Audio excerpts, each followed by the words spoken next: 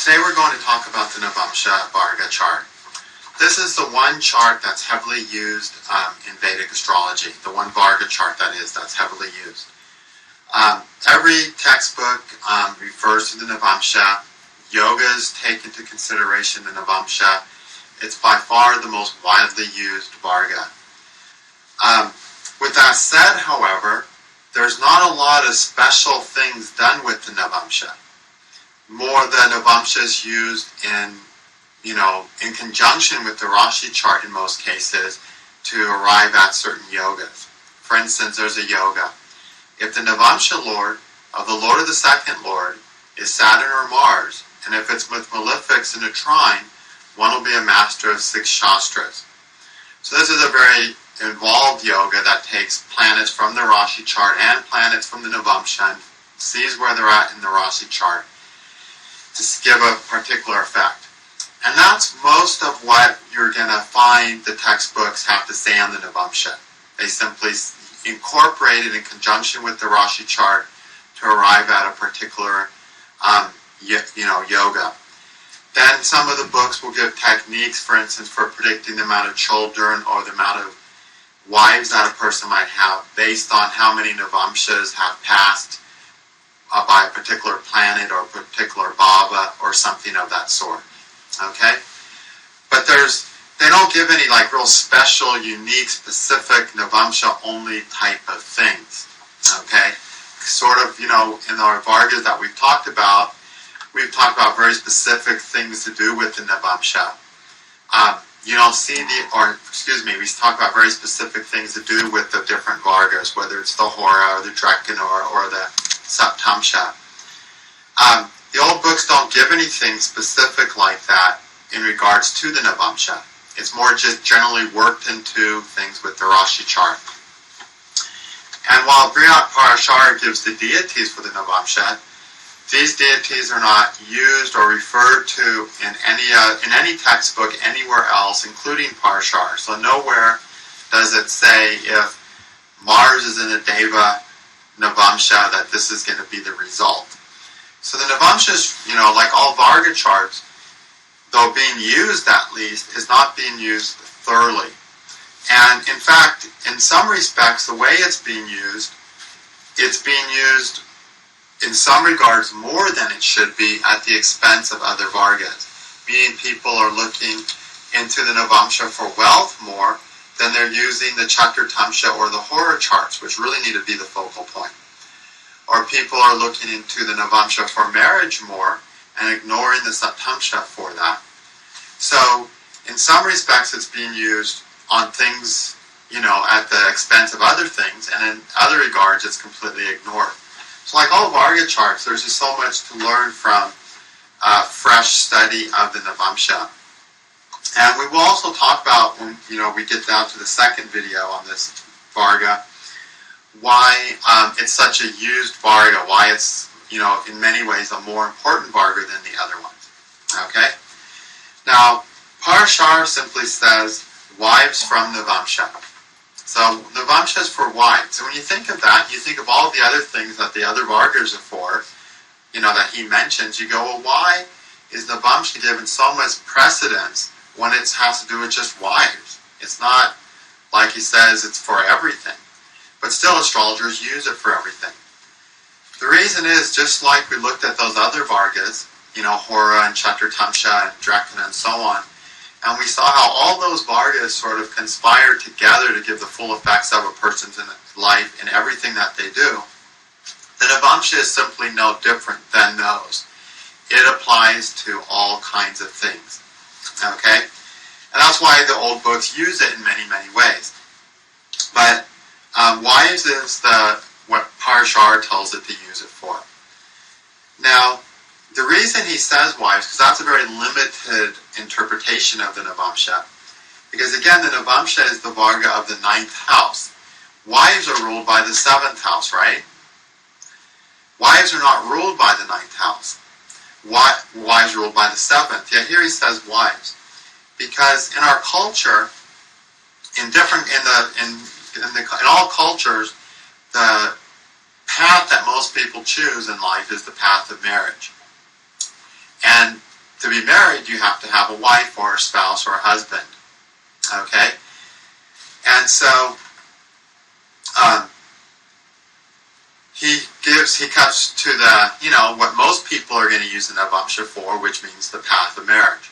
But the fact is, everyone's not going to be on the path of marriage. And for that person, the Navamsa wouldn't have to do with wives.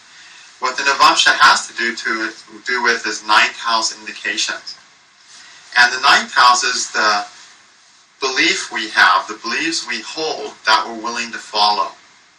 And it's really strongly related to the first house and the Rashi Varga.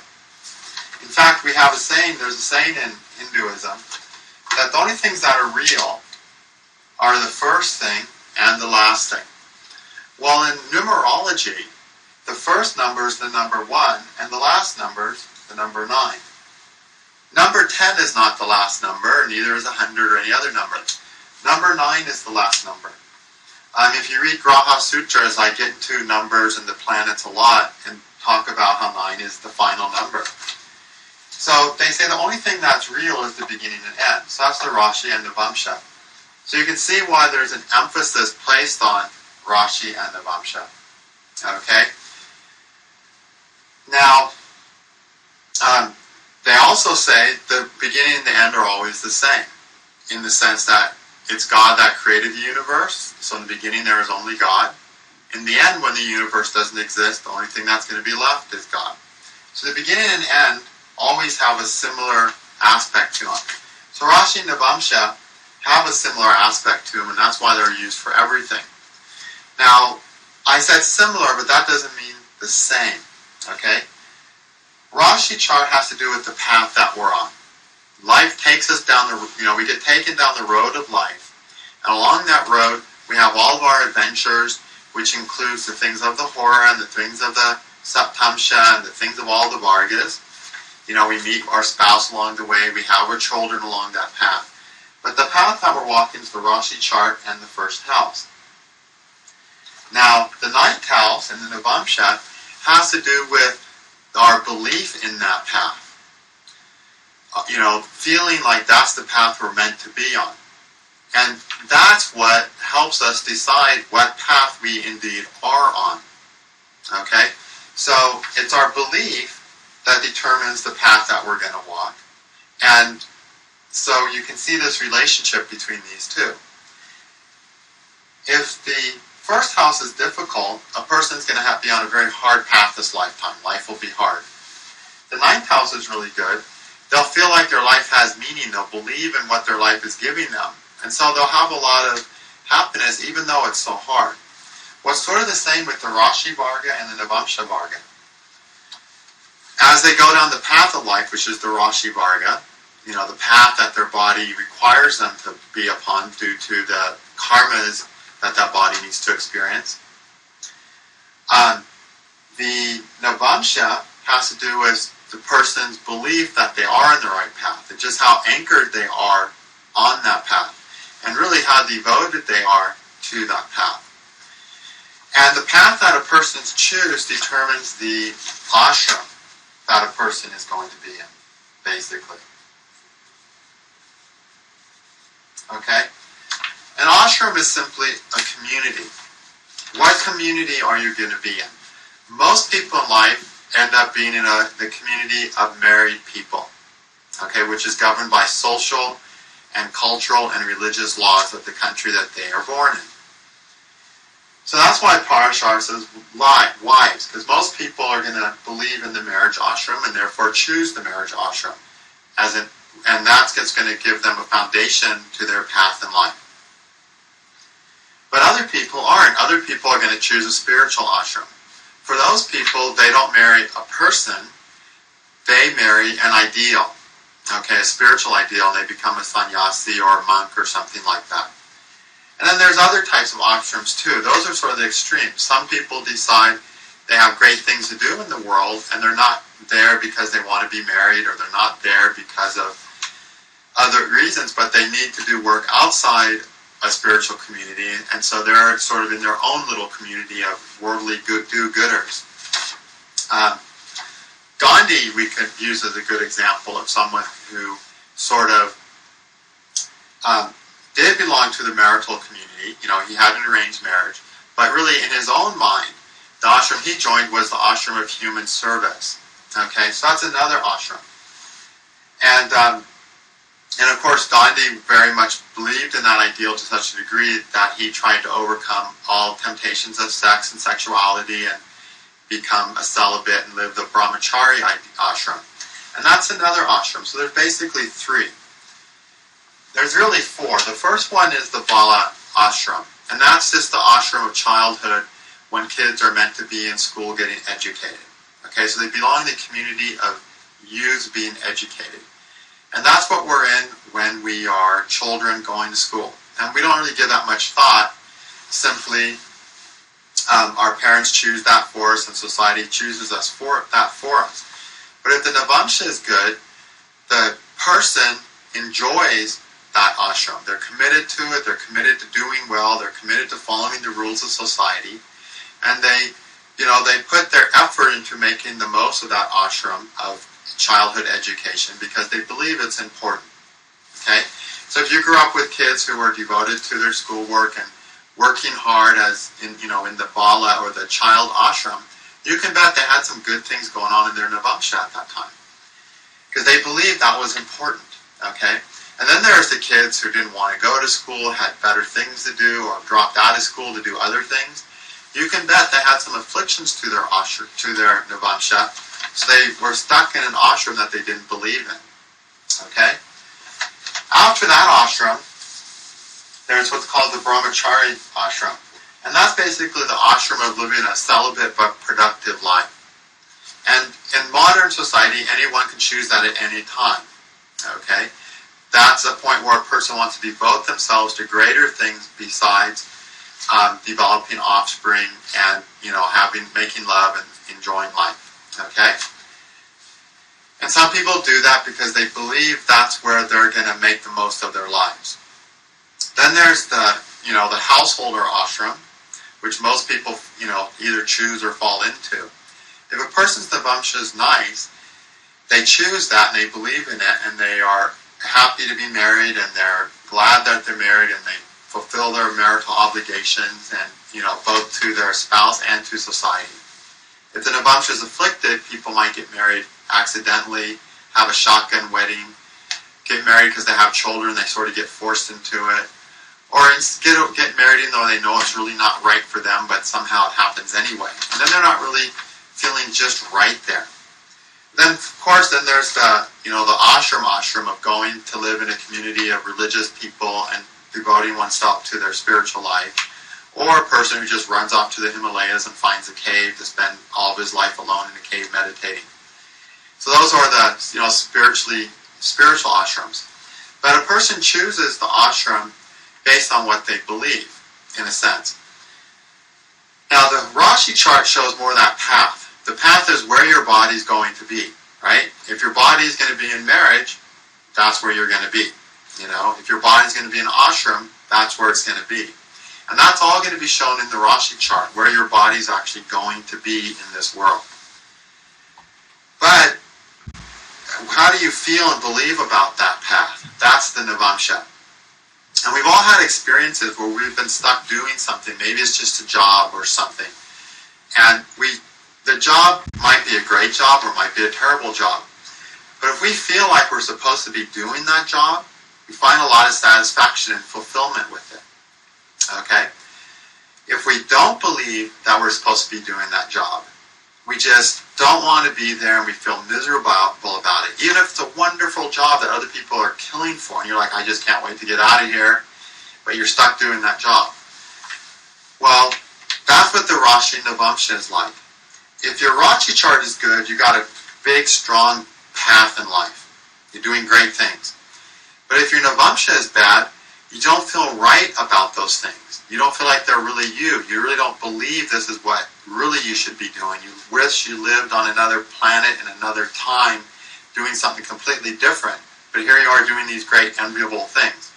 That's shown by afflictions in the Navamsa. And that's really painful.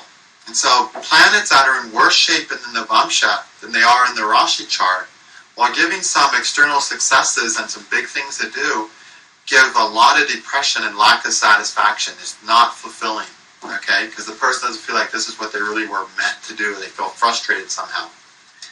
On the other hand, if the Rashi chart got really difficult planets, but the Navamsa is solid and good, then the person may have a very difficult life, have a really hard time doing much in life, but they feel like what they're doing is what they're meant to be doing. So they find satisfaction and happiness in it. They feel like they are on the right path no matter how hard it is.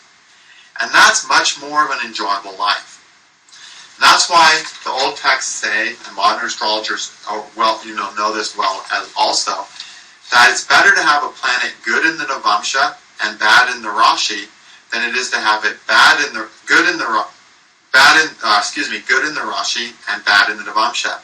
Because Navamsa shows how we're really going to be able to live with that experience of that planet in a way that's meaningful, or a way that we're wondering why we're even there and why we're even doing it. Okay? The best thing, of course, is a strong planet in the Rashi that gives a big path, and a strong planet in the Navamsa that makes us feel like that path is what we're meant to do and we're devoted to that path. Okay? So the Navamsa, in short, is the belief and the meaning we find on the path that life throws our way. You're going to find that most people who are studying astrology are going to have some afflictions in their Navamsa. And most people who are born in America and who are into Hinduism and yoga heavily are going to have some afflictions to the Navamsa. Because we're all born in a culture that doesn't believe in astrology. We're born in a culture that doesn't support sort of who we are, which means we've been involved with things in our life that aren't exactly what we really want to do. So instead, we eventually break free from that and do something else. So there'll be some afflictions there. People with really, really rice Navamsas, they grow up with the family beliefs that, support their natural inclinations. Bad Navamsas, you grow up with cultural and family beliefs that don't support your natural inclinations. Then you have to work that out. Okay? So Navamsa is the path that we choose because we believe in it, and the struggles we have in finding that path and sticking to any path. Okay? So it does have a lot to do with a person's commitment level, in the sense of we commit to things because we really, really believe in them. And if we do, we stick it out and work through no matter what difficulties come our way. But if we don't believe in it, our foundation's not there. And then we're weak on that path. Now, as an example of this, one of the big paths that most people choose is the marriage path. Okay? Now, the purpose of the Navamsa, before I mention this thing, the purpose of the Navamsa is sort of to narrow our life down, to get on some kind of path, to identify with some kind of ashram. Whatever type it is, it's fine. And the reason is because in life, the road of life is this wide. It's just so wide. And the goal in life is to get from point A to point B. If you're traveling down a really wide road, you can just imagine, you can go back and forth, make all these detours. And in one lifetime, you might not get to point B, simply because you've got too much leeway. You've got too much left and rights that you can go. You can go all over the place. That's the Rashi chart. Okay? Now, what the Navamsa is the path that you choose, the ashram that you join, that narrows your path. So all of a sudden, once you join an ashram, your path gets very narrow. And now you can bounce around some, sure, but you can't bounce around as much and squander as much of your time. You'll notice the people who've never joined any type of ashram never get anywhere in life. At 45, they're still just watching TV, and that's it. One of my neighbors, when I lived in California, my neighbor was in his 40s. When he had a carpet cleaning business, had his own little van that he took to clean carpets, and he never, just made enough to get by, just lived in a humble little apartment, and when he was young, he was a total womanizer, for lack of a better word. He just got lucky with lots of ladies, literally hundreds of women And his early part of his life was just being with different women. That's what his life revolved around for a good 15, 20 years. Where his whole life was about just getting enough money so he could take a woman out and have sex with her. And there would be days where he'd have 2 or 3 women, and other days where he might not have any, but overall he had hundreds of women where he couldn't even begin to remember their names. At 45, he's still just making enough to survive. He lost his good looks. He started getting fat. Women aren't so interested in him anymore. Women at that age are either too young to care for him, or there's actually women who are looking for something a little more mature. And he's just a lonely guy growing up, or, who's never really grown up, never been productive in anything, whose dad is always trying to get him to do something good with his life.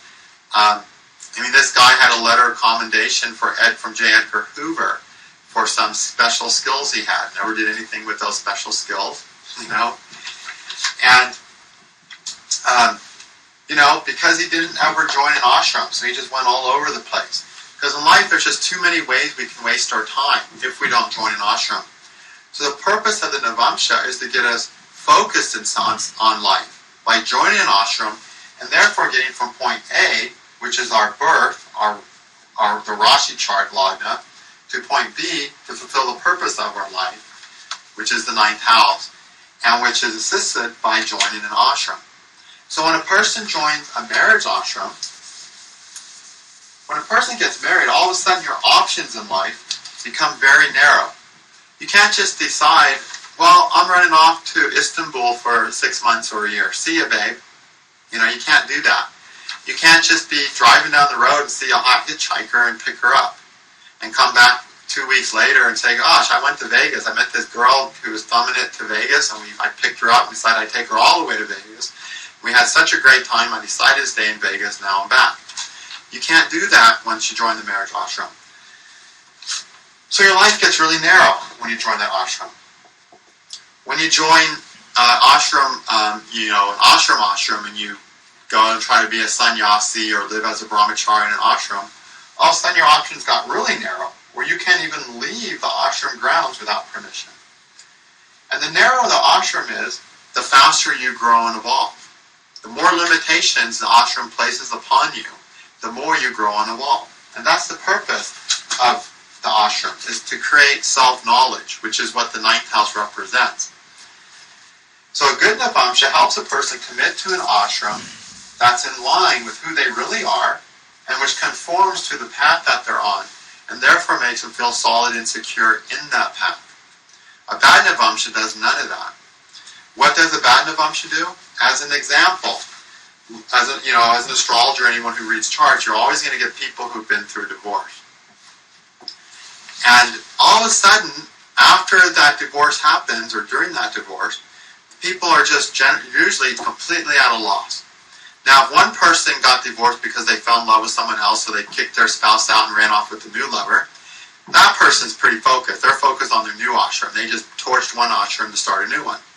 But for the person who doesn't have that, they're at a complete loss of where their life is even going. Because all of a sudden, the ashram walls that were keeping their life narrow, the walls of marriage, are gone. And now there's so many ways to go and so many things to do. None of it even looks appealing. They have no idea what to do. They just feel like the rug has been pulled out of them in life. The foundation of life was marriage. Everything they did for the last 15, 20, or 5 years, whatever, was based on, I'm married. I have to go home back to my husband or wife. I have to see how this affects my wife. Every decision they made had to do with, their marriage ashram. I want to buy a new car. I better talk it over with the wife. You know what I mean? Everything was like that. And so, all of a sudden, that person's gone and the very foundation of their life is gone. And it takes them a really long time to reorientate themselves. So, a bad Navamsa makes you feel really ungrounded and unsure and insecure with what you're doing in the world and what you're doing in life. You don't feel like you have a foundation. What I like to say about the Navamsa, it anchors us on our path. The Rashi chart is our path, but it's the Navamsa that anchors us on that path. A bad Navamsa is weak anchors, or anchors that break and fail, and then we feel like we're adrift. Other Vargas might be holding something together, but if the Navamsa is bad, we'll still feel that drift with it.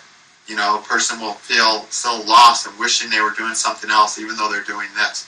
The good Navamsa gives that devotion and conviction to that path that they're on, so they feel fulfilled with it and they don't want to be anywhere else. So a good Navamsa is it helps everything in life so much. It gets rid of all the distractions, helps us focus, and it helps us feel like our life is right. And really the worst feeling in life is a sense of life is not right. I think that's why eventually people commit suicide. Because they get to this point where they feel like their life is just so wrong. It's just so out of sync. It's just so not right that they have no desire to live it anymore. And that would be indicated by a really, really, really bad Navamsa. Okay? Because if you don't feel like there's a purpose to your life, which is what the Navamsa gives, and you don't feel right about that purpose, which is what the Navamsa gives, you can't have any happiness or feeling of wanting to be here. And so at that point, people offer suicide. Okay, so you bet. Look for afflictions in the Navamsa if you want to see suicidal tendencies. Okay? So Navamsa is a very important chart. It doesn't just have to do with wives. Parashara says wives because usually it's the wife that anchors a person in life, or a person's spouse is what anchors them in the world and narrows their life and their life's path and life's choices down. But it can be anything that does that, any type of ashram that we may choose. Okay? So as a recap, in early life, when a person's going to school, look for the Navamsa to see their dedication and effort and happiness they find with their educational process. After graduation, that's the brahmachari ashram, where they're trying to make something of their lives. They're still developing and training, but they're not married yet either. The Navamsa at that point shows the focus on self-development to be the best person they can be in the world. So let's say somebody goes through high school. After high school, the Bala ashram, the baby ashram, the young person ashram is over. And now they decide they want to go to medical school. That's the period of brahmachari, which means the time when they need to focus on their studies and development so they have something really useful to offer to society. The doctor who shows up to all of his classes awake and alert has a good Navamsa. The doctor, I actually had one recently who flunked out of medical school because he fell in love with a girl, and then he spent so much time with her because some crisis has happened with her, that he spent so much time with her that he missed a couple hours and got kicked out of medical school. That's a bad Navamsa. The doctor who goes partying and comes into class the next day hungover to where he can't even do a proper autopsy on the cadaver has a bad Navamsa. Okay, so that's the brahmachari stage. Then there's the marriage ashram after that, the marriage stage. At that point, the Navamsa has to do with the person feeling right about their marriage and wanting to be married and working with their wife to make the best life possible. Okay? And feeling committed and right about being married to the person they're with. That's what the Navamsa is indicating during the marriage ashram portion of life. And then if a person decides to become a sannyasi or devote all their life to their spiritual life, at that point the Navamsa shows the ability they have to really truly devote themselves to that life and really live that narrow of an existence, that they exclude everything for the purpose of God realization. The number one thing all of us astrologers are going to see in our clients as Vedic astrologers is a lot of bliss bunnies coming through who've got some spiritual tendencies but also have desire for marriage. And the Navamsa isn't strong enough to give them either one. So they aren't able to commit to a person, and they're not able to commit to really living the spiritual life fully. And so they kind of drift between these two ashrams. And as a result, they're drifting. They don't make a lot of progress in either life. In either way, they don't make progress in the marriage ashram, they don't make progress in the spiritual ashram. So when you see people come in and they're going back and forth between the ashram ideals and a bad relationship or a relationship that dead ends, look to that Navamsa and you're going to see there's afflictions there that keep them from getting anchored on any path. Because that's really what the Navamsa is getting anchored on that path. Whereas the Rashi is the path, so you see the similarity? They're very similar but different, okay? But together, they're the two things that give us a great path in life.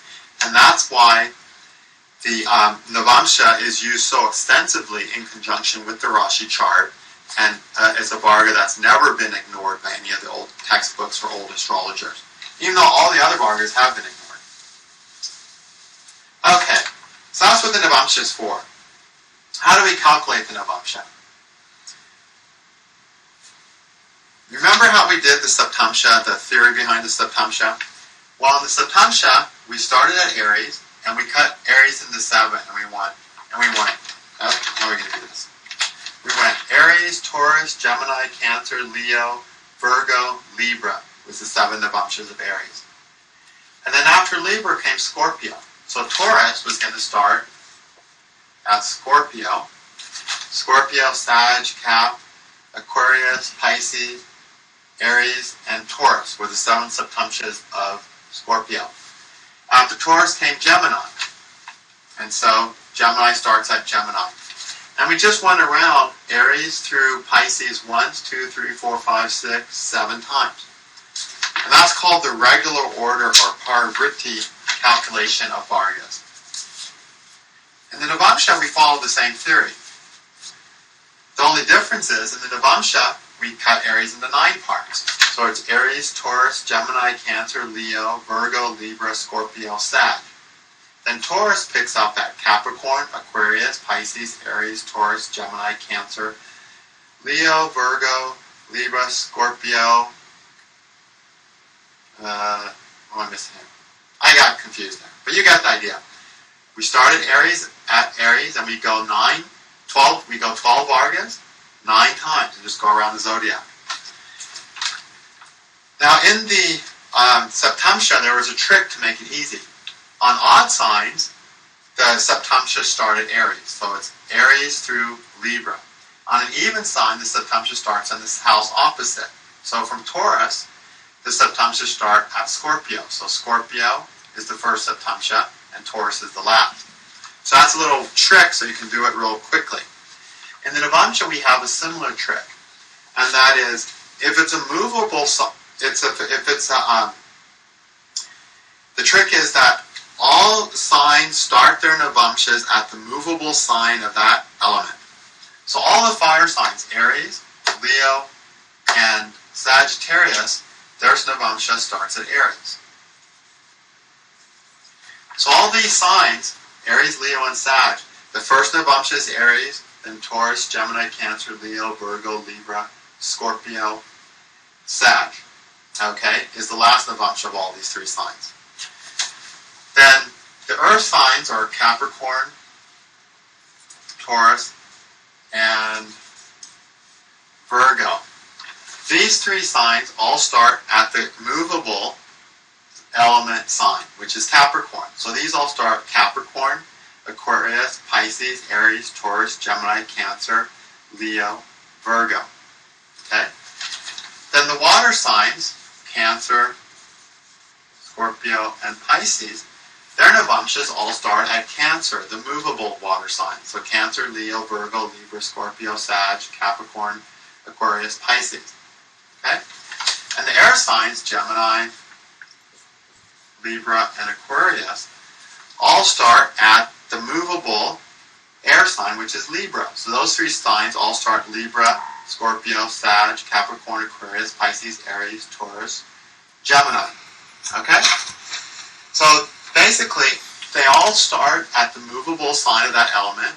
They all end in the dual sign of that element. And the middle Navamsa, which is the 5th Navamsa of all those signs, is always the fixed sign of that element. Okay? So knowing that, it's really easy to calculate out a Navamsa exactly. Okay? An interesting thing about a Navamsa, if planets are in exact trine, like 5-9 positions, so say 5 Cancer and 5 Scorpio, they'll be conjunct in the Navamsa. Okay? So that's how we calculate the Navamsa. A very simple calculation.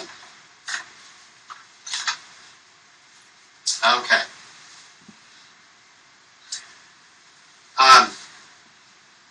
want to jump ahead to something real quick called Vargottama. Okay, it's at the very end of your handout. Go at the very end of your handout, and you'll get to Vargottama. While we're on the calculation of Vargottama, while we're on the calculation, it's a good time to talk about Vargottama. What does Vargottama mean?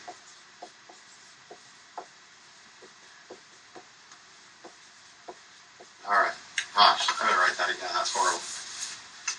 I need a secretary to write on the board or something. It's an O. Vargottama is a combination of two words, Varga and Uttama. Varga we know is a Varga. Uttama means the best or the highest. So Vargottama simply means the best Varga. And it refers to the Navamsa Varga only. Now what Vargottama is, it's when a planet or point, such as the ascendant, is in the same sign in the Rashi chart as it is in the Navamsa. So, it's in Libra in the Rashi and Navamsa, or it's in Virgo in the Rashi and Navamsa, or it's in Leo in the Rashi and Navamsa. Okay, when a planet or point's in the same sign in a Varga, it's known as Vargottama. Okay? Now, Vargottama is a very overused principle, but it's such an easy principle, everyone learns it, and then everyone overuses it, or doesn't use it properly, and expects better things oftentimes that are going to happen, because they figure it's Vargottama, it's in the best Varga, it has to be really good. Now, before I get into how to actually use Vargottama, Vargottama is easily seen by a planet in the first Navamsa, which is the first 3 degrees and 20 minutes of a movable sign, or in the last 3 degrees and 20 minutes of a dual sign. So 26, 40 of a dual sign, the 30 of a dual sign is Vargottama, or the middle Navamsa of a fixed sign, which is 1320 through 1640 of a fixed sign is the Vargottama Navamsa. Okay? And each Navamsa is 3 degrees and 20 minutes. Probably should have mentioned that earlier, I'll mention it now. First Navamsa starts at 0. Second starts at 320. The third starts at 640. The fourth starts at 10. The fifth starts at 1320. The sixth starts at 1640. The seventh starts at 20. The eighth starts at 2320. And the ninth and last Navamsa starts at 2640. And this is real easy to remember. 0, 320, 640. 0, 10. 10 plus 320, 10 plus 1640. 20 plus 0, 20 plus 320, 20 plus 640. That's where your Navamsas begin. And you should have this memorized, where the Navamsas break down. So by glancing at a chart, you already know what Navamsa a planet's in based on its degrees. It's at 12 degrees. It's in the fourth Navamsa of the sign. The sign is Gemini. The first Navamsa is Libra. Second, third, fourth. It's in Capricorn in the Navamsa. Okay, now Vargottama, however, is the first in a movable, the middle Navamsa of a fixed, and the last Navamsa of a dual sign. Okay? So at a glance, even without calculating a Navamsa, you should be able to see it. If it's a movable sign, that's where the Vargottama Navamsa is. If it's a fixed sign, between 1320 and 1640 is the Vargottama Navamsa.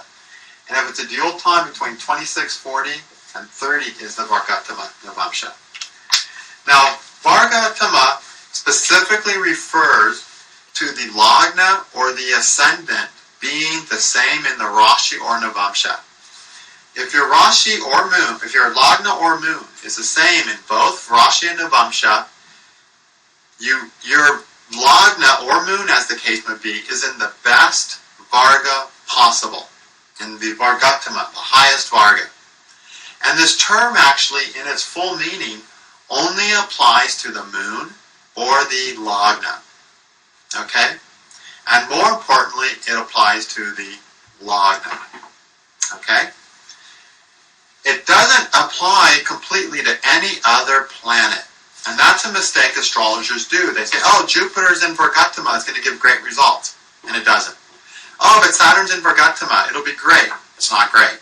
Okay? For planets, you have to be concerned with dignity.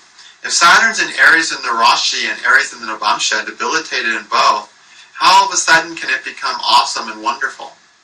Because it's the same, because it's terrible in both? No, it's not. Okay? The reason the ascendant, when it's Vargottama, becomes good, because the ascendant doesn't have dignities. Okay? But if the ascendant is anchored in the Navamsa, the same way it is in the Rashi chart, it anchors that person on their path more. And therefore, everything in life gets better. So if your Lagna is Vargottama, all the bad things in your chart are going to be a little less severe. You're going to handle them a little more effectively. And all the good things in your chart, you're going to make better. So if you see a combination for wealth, and you have a Vargottama Navamsa, you're going to get more wealth. If you see a combination for fame, and you have a Vargottama Lagna, you're going to have more fame. If you have a Lagna for being crippled, a really nasty combination for getting your body totally physically trashed, but your Lagna is Vargottama, you're going to get a little less trashed. It's like saves the chart and brings out the best. Okay? Not like it can save you from every bad fate, but it strengthens the entire chart to help everything that's good get a little better, and everything that's bad to not get as bad. The moon does the same thing. Now the moon doesn't have any enemies, right? So the moon is never going to be in a natural enemy sign. So the moon can always do good in any sign except in Scorpio, right? And that means except in the first 3 degrees of Scorpio, which is where the moon is actually debilitated. He's not debilitated in all of Scorpio, only in the middle. So the moon will never be in debilitation in the Rashi or Navamsa and be in Vargottama. If the moon's in Vargottama, it's always going to be in a sign of a planet that's a natural friend or natural neutral to it. So let's say moon is at Scorpio between 1320 and 1640. It's going to be in Scorpio in the Rashi and the Navamsa. Therefore, it will be Vargottama. Okay? Since it's Vargottama, the whole chart gets better. It's not debilitated because it's not in the first 3 degrees of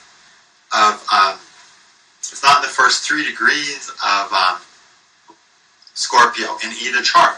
So it's not debilitated. It's in a natural neutral sign, which is Mars is a natural neutral to him. So when the moon's in Vargottama, it also helps anchor our entire life and makes the most of our life, just like the Lagna does, but not to the same extent. The moon in the Lagna in Vargottama is more powerful than the moon in Vargottama. Muhurta books say if the Lagna or moon is in Vargottama, it removes the blemishes of the Muhurta. It doesn't remove all of them. Nothing will remove every blemish, but it puts a lot of energy against those negative things you see in the Muhurta chart. It works the same way in the birth chart. Now there's a yoga from Sankaita Nidhi. One of the books actually has some good juice on Vargas that we've referred to through the other Varga classes. If the ascendant or moon be in Vargottama and receives aspects from 4 more planets other than moon, such a disposition would lead to Raj Yogas, becoming a king. Again, if the ascendant is be in Vargottama and benefics be placed in 2nd house from the moon, if quadrants are be occupied by strong planets, the native would become a king. So he's basically giving some combinations of planets that really make Vargottama shine. But the basic idea is the moon or the ascendant are the important things to have in Vargottama. No textbook says if Saturn's in Vargottama, things are going to be great. The only thing that the textbooks make a chart better is based on the Lagna or the moon being in Vargottama. Okay? Nowhere does any textbook say any other planet in Vargottama is going to make your chart or that planet great. Okay? Because it doesn't. Only the Lagna or moon does that.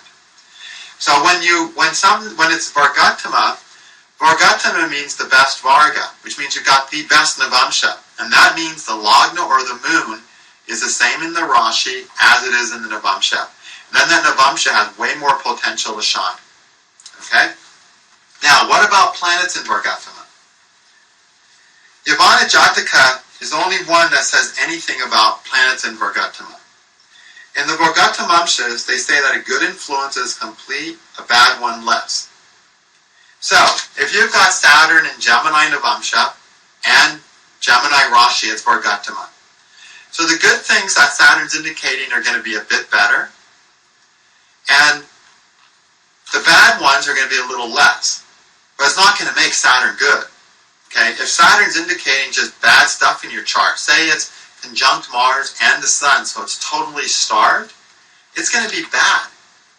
If it's in Gemini in both charts, Rashi and Navamsa, it'll be a little less worse. It'll just mollify it a little bit. It'll give you a band-aid after it cuts your arm off. It's not going to change it and make Saturn good. I see astrologers regularly say, oh, my Saturn's in Vargottama, Saturn Dasha is going to be great. No, it's not. Okay? If your Lagna or Moon is in Vargottama, your life as a whole will get better, but it can't turn a terrible, all the planets being debilitated in every Varga into a great life. It just means it makes your life better, based on what the other planets are saying. And when it comes to a specific planet in Vargottama, it just means that planet will give a little more good that's indicated, and the bad it indicates won't be quite as painful. But if it's indicating bad, it's going to give it. It just won't be quite as, the degree won't be as bad. So if Mars is indicating you're going to get burned, and Mars is Vargottama, well, you get 3/4 of your body burned instead of 7/8 of your body. But Mars is still burning you. It's still bad news, okay? So that's how we use Vargottama. Now, if a planet is exalted in Rashi and Navamsa, or in good dignity in both charts and Vargottama, of course, then it's even going to be a little better. But if you've got Saturn in Aries in Rashi and Aries in Navamsa, it's going to cause trouble in both those Vargas, but not quite as bad a trouble. More a trouble you can accept a little more readily, is how I would say it. But it's not by any means going to be nice. If Saturn's in a natural in Leo in Rashi and Navamsa, in a natural enemy sign, it's starved in both Vargas.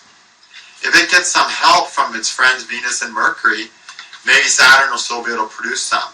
But if he doesn't get help from him, he's just going to be terrible, even though he's in Vargottama. So don't expect Vargottama to make a bad planet good. A planet is good or bad in accordance with this Logitadya Vashta. Then, if it's good according to its Logitadya Vashta and it's Vargottama, it's going to actually produce more of that good. If the planet's bad, in bad Logitadya Vashtas, and it's Vargottama, the bad it produces will be a little less severe, but it's still going to be terrible and it's still going to produce bad. Okay? What you want is the Lagna or the Moon in Vargottama, which strengthens the entirety of the destiny and chart of the person and makes everything in their lives a little better and everything bad a little less worse. And like we say in Muhurta, it removes some of the blemishes you find in the Muhurta chart. So that's how we have to use Vargottama. Okay? We don't want to use it as this thing that just makes a planet wonderful. That's just a poor interpretation because it says the best Varga, we just assume that makes a planet the best thing. It doesn't. That term specifically refers to the Rashi and the Moon, as I've explained. Okay? So now you can use Vargottama successfully and not predict things to be a lot better than they're going to be just because a planet's in Vargottama.